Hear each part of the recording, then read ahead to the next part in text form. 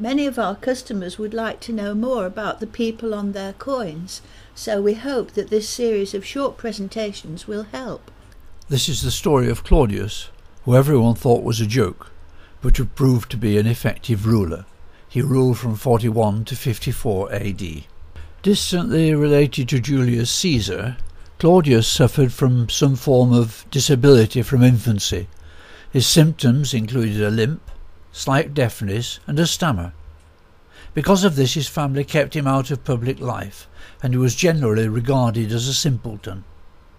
Claudius, however, was far from simple and devoted himself to study, his interests including law, history and languages.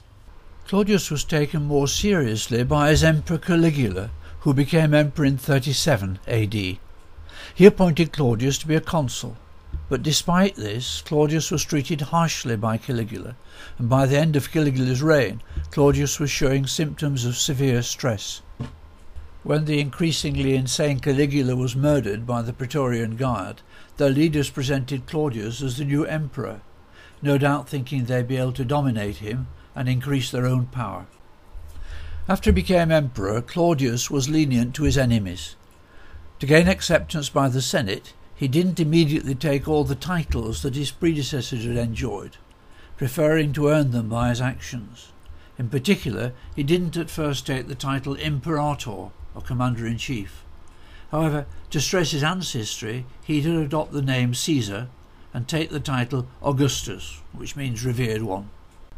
As emperor, Claudius embarked on an ambitious programme of domestic reforms. He oversaw the rewriting of outdated laws which benefited the poor. He stopped slave owners killing or abandoning sick slaves, bringing in murder charges for the former, and giving freedom to abandoned slaves when they'd recovered their health.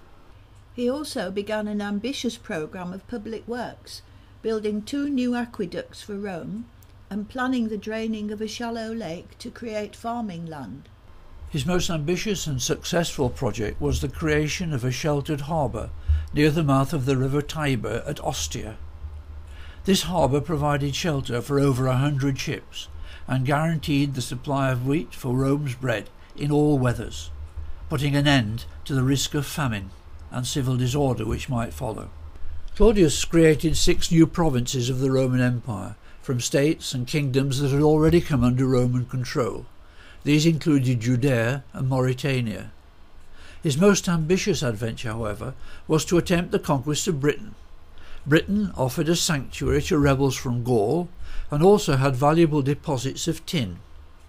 British slaves and hunting dogs were also prized commodities in Rome.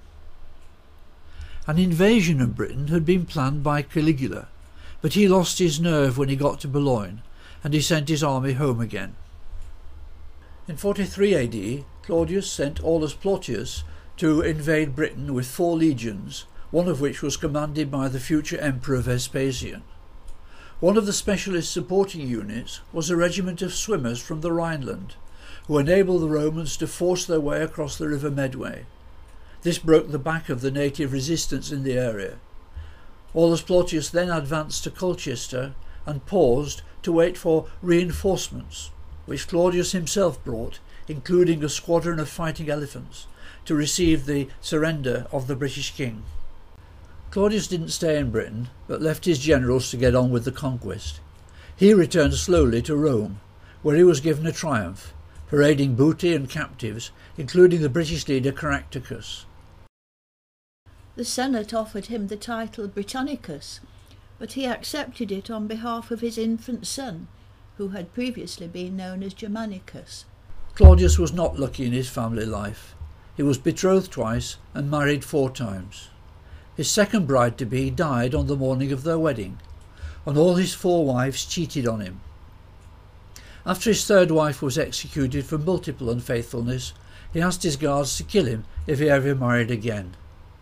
He did marry again, however, this time marrying his niece Agrippina and adopting her son, with fatal consequences for himself and for his own young son. Britannicus couldn't succeed his father as emperor until he reached his 14th birthday. Claudius died, possibly poisoned, conveniently before this event, and Agrippina made sure her own son, now named Nero, became emperor instead. Poor Britannicus died of poison a month later, the day before he turned 14. You've now got to the end of this short presentation. If you want to download and save a higher quality version, please follow the link on the screen. Thank you for watching. Hope to see you again.